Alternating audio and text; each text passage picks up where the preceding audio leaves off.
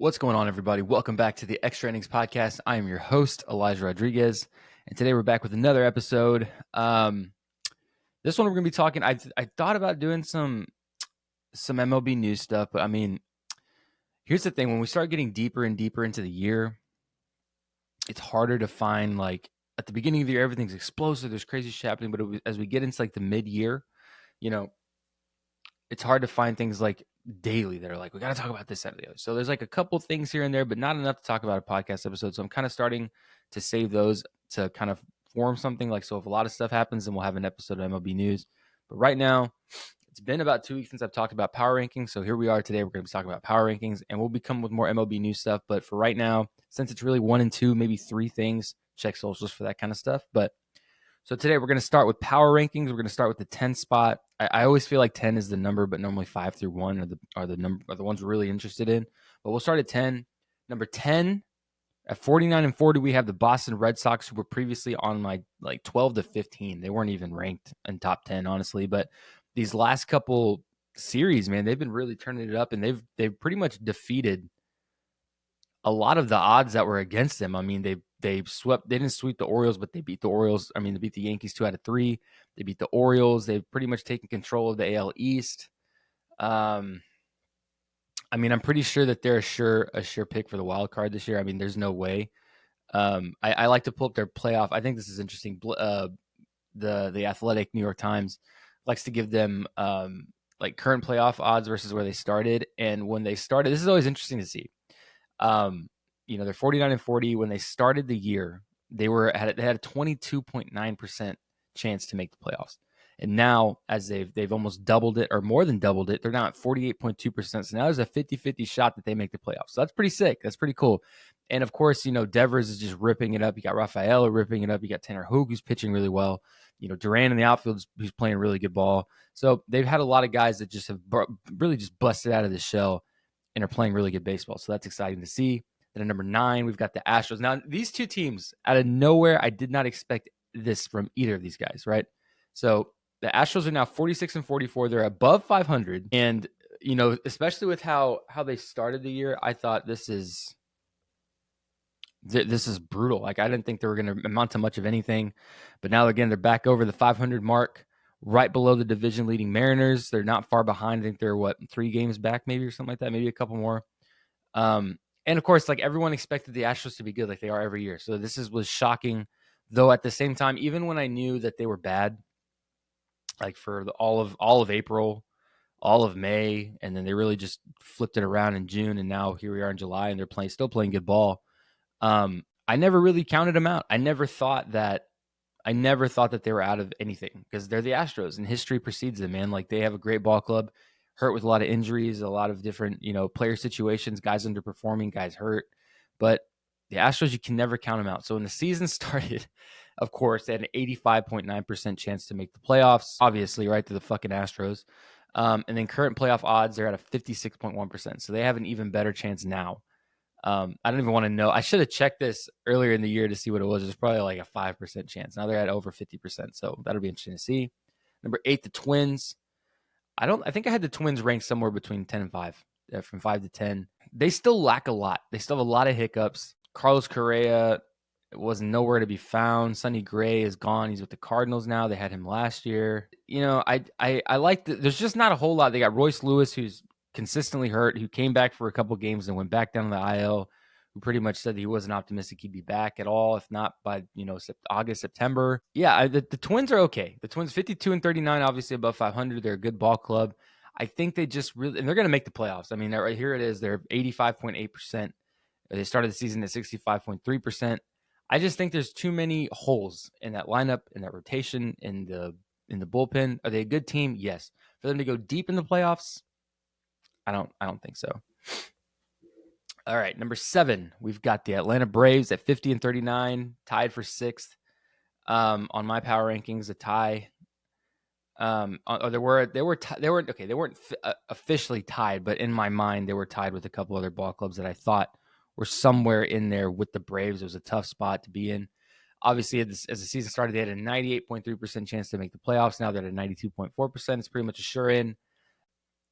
But the Braves are still a great ball club. They've had a couple a couple, fizzles here and there, I guess is the right way to put it, with injuries to Riley, with injuries to Olsen, but both are back, both are smashing. They beat the Diamondbacks last night against Zach Gallen, which was a big win for them. They've got a shit ton of all-stars, including Chris Sale, who's absolutely defied everyone who did not when Boston traded Chris Sale to the Braves. I thought it was like, oh, whatever, he'll get, because the Braves are fucking good. I thought, yeah, he get a couple bullpen, spots here and there, maybe a spot start if there's an injury. I expected nothing. Honestly, I was like, this guy's at the end of his career. Not a whole lot to think on this because he's kind of been dismal these last couple of years, kind of, fizzled out from where he was when he started with the White Sox and was just this dominant guy. Even when he went to the Red Sox originally, he was a dominant guy, and then kind of just injuries and XYZ had him fall back, and people kind of forgot about the name. And then here we are. He's back with Atlanta, and he is just absolutely on a fucking tear. And like I said, there's really not much else you can say. The Braves are 50-39. A 92.4% chance to make the playoffs, but it's going to be one of those things where let's see how it goes, because last year I thought that they would be sure in, and then that didn't work. And then the Phillies, another one, the Phillies, these guys are going to be it. And then they imploded. It's like, dude, so it's great to get in the playoffs, but let's see what kind of ball club they are when that time comes, because they're a great ball club, but we're going to have to see. All right. The Milwaukee Brewers, 53-38. Another team that was somewhere in there between this 5-7 range. Last time I did a power ranking, I didn't expect Yelich to come back, but Yelich is back and he's smashing. And obviously, Yelich is one of those guys you can really count on year in, year out. But at the same time, again, another team that I think is okay. They're all right. I think they're on a really good hot streak right now. 53-38 is no slouch by any means. When they went into the season, they had a 30% now. They're at 87.3. So they're putting things together. And the best way to put this, the best way that I can put this as I'm looking at their stats, as I'm looking at their standings here. I got like 6 tabs open on my other screen here. The only thing I can say is that they're doing a lot with what they have, which is interesting, but how long can that last is my question. Like, yeah, you got a couple guys. They lost Corbin Burns. They got a couple pitchers here and there that can deal. Christian Yelich is good. They've got, Rhys Hoskins is good, but how will that hold up when the going gets tough, especially if let's say they make a wild card. Let's say they get past the wild card. How is that going to hold up against some of these powerhouse teams? That I don't know. That I am not sure. And their starting rotation is really in trouble, in my opinion. And if there's a team that was going to get some starting pitching by the deadline, it's going to be the Brewers, because that would be what propels them a little bit further into the playoff race, in my opinion, at least. All right, now we're at the top 5, and sadly enough, I checked 4 different sources this morning to see if I was in the ballpark on some of these. I actually had New York at 7. I'm going off Bleacher Report and kind of doing an average of kind of where I think guys, because I like to take. I do this from home. I don't do this professionally, so I like to listen to different takes and kind of take different information. So I make my own power ranking, and then after that, I go through and I do some research and see different things here and there, and then I kind of adjust accordingly. So I had originally had the Yankees somewhere 5-7. They were nowhere near top 5. And then after kind of reading a couple things here and there, and the optimism that I have as a Yankee fan, I put them at number 5. 55-37 at one point had the best ranking in baseball. They went from the number 1 team to the number 3 team to the number 4 team. Now here at number 5. They had a 72% chance to make it. Now they have a 98.1%, which obviously they're such strong start at the beginning kind of gave them this opportunity to where they could fuck up a lot and still be okay. But right now, I don't have a whole lot to say. They dropped another game to the Rays, the fucking Rays yesterday. I'm trying not to talk about this as much because I know, like, I don't want to be biased and make it a Yankee show. I'm not talking Yanks. I'm not John Boy. But man, I think if they drop this series to the Rays, I think that whether it's Cashman or somebody's got to do something, because this is just outrageous. You don't go from being this fucking powerhouse to where you're getting beat by every team. You can't win a fucking series. They've lost like 7 straight series or something like that. And quite honestly, I don't know what happened. I don't know what went wrong.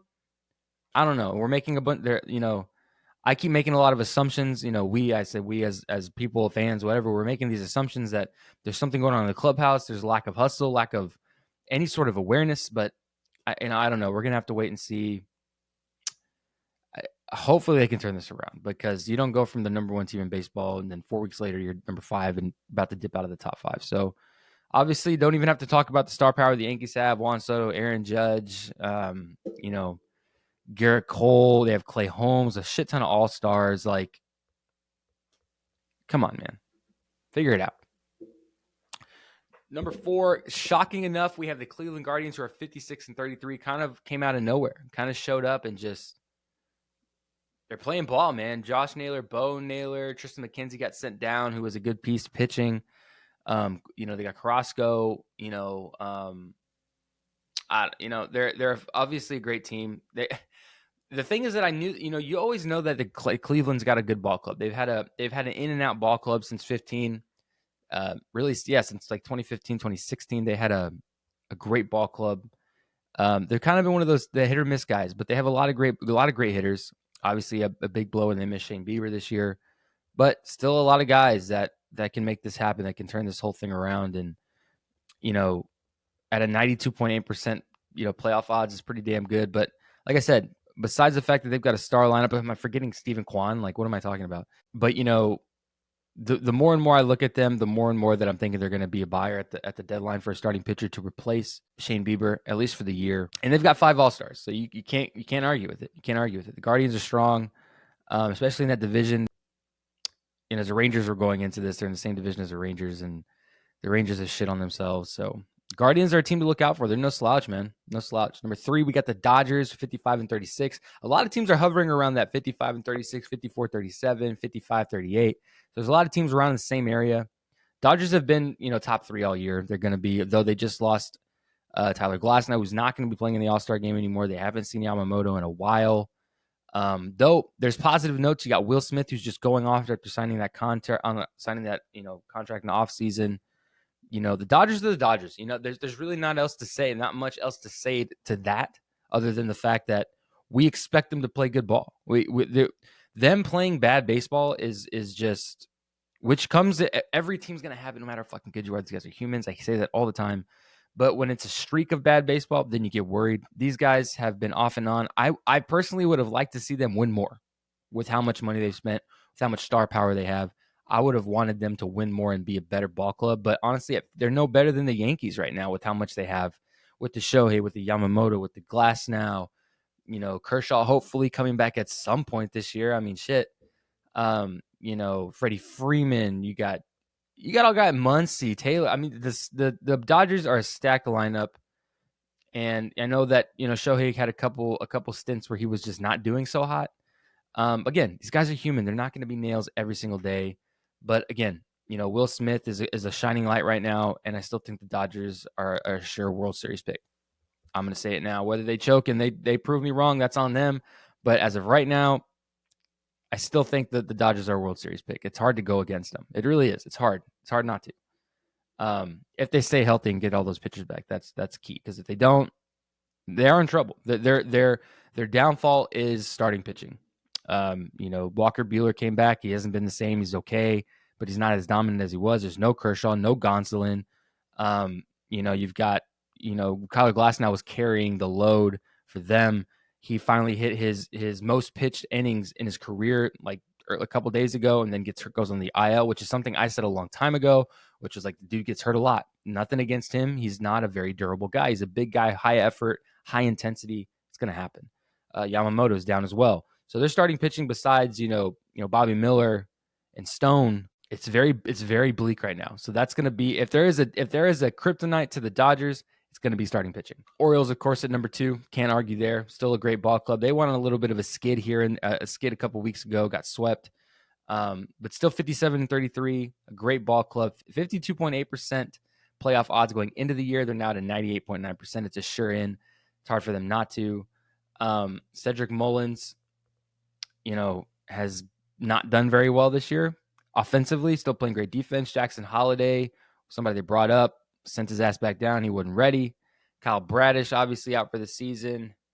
So they've lost a few guys, but they're still where they do have Kowser, Henderson, Rutschman. I mean, they got Burns on the mound this year. Grayson Rodriguez. They've got too many keys for anybody to count out the Orioles. The Orioles are a strong team. And then let's just say, like, for some fucking reason, they don't come up. They don't make it. This year they're going to make at least a divisional series. I am there for that. If they don't make it anything past that, next year is going to be a great year for them. They should have Jackson Holiday back up at least full time in the big leagues. I don't know what exactly happened on his tenure in the big leagues. That small period he played, it was awful. And it happens. It happens. Maybe he was a little rushed a little bit too early. What have you. But personally, I think that there's a team that to be excited for at the end of this year, still to be excited for this year, and then especially the next 2 years at least. It's the Orioles, man. The Orioles have a strong club and they have a lot of potential, a lot of great potential, a great farm system. It's hard to count them out for the next couple of years unless something drastic happens and they lose like 5 guys. But I highly doubt it. The Orioles are a force to be reckoned with. I still see them as at least a championship series for sure. World Series, we start talking about the Phillies. We start talking about the Yankees and their star power. I don't think that they're anywhere near there, but that's just me. All right. And now, of course, the number one, the only team that can be stopped by themselves and themselves only, you guessed it, the Philadelphia Phillies, going into the year with a 54.6% playoff odd. Now they're at a 99.8%, 58 and 32 best record in baseball. They're sending a franchise record of 7 dudes to Arlington, to Texas for the All-Star game, which is exciting. They just got Schwarber back. They got Harper back yesterday. I mean, it's hard not to count them as World Series favorites either. But I mean, I thought the same last year. And this is what freaks me out about the Phillies, and this is what freaks me out about a lot of teams with star power, is that they have so much. They have so much that sometimes it just goes awry, which is what we saw last year with the Phillies. They lost that shit in the championship series to the fucking Diamondbacks. A team that had no business walking in there and smacking them around like that. Like, that was insane. Harper 0 for, Castellanos 0 for, Schwarber 0 for. These dudes couldn't hit anything. If they could hit water if they fell out of a boat in that championship series. But right now, it's not a lock. It's not a lock. I won't say that, because Philly still has their fair share of guys who are injury prone. Bryce Harper, Kyle Schwarber, Trey Turner. Trey Turner's back. But with how much star power they have, it's hard not to put them in number one. It's hard not to put them as World Series favorites either. I mean, dude, the Phillies, do they win the NL East? I think so. It's hard to go against them. How do you argue against the Phillies? You can't. They're so good. They're so good. The only thing that, in my opinion, that's going to hold them back is injury, because there's not a team that's better than them right now, unfortunately enough. Will that change week to week? It could change next week. It could change the week after that. But right now, as they're playing and as they have Trey Turner back, they got Schwarber back, they got Harper back, they've got Baum going to the home run derby, they got Stott, they got all these fucking guys. It's hard. It's really hard to not put them as a World Series pick, in my opinion. And it's really hard to argue with anyone beating them and taking them out of first place. Ranger Suarez pitching well, Nola pitching well, Wheeler pitching well. I think Wheeler's going to the IL, but has been pitching well.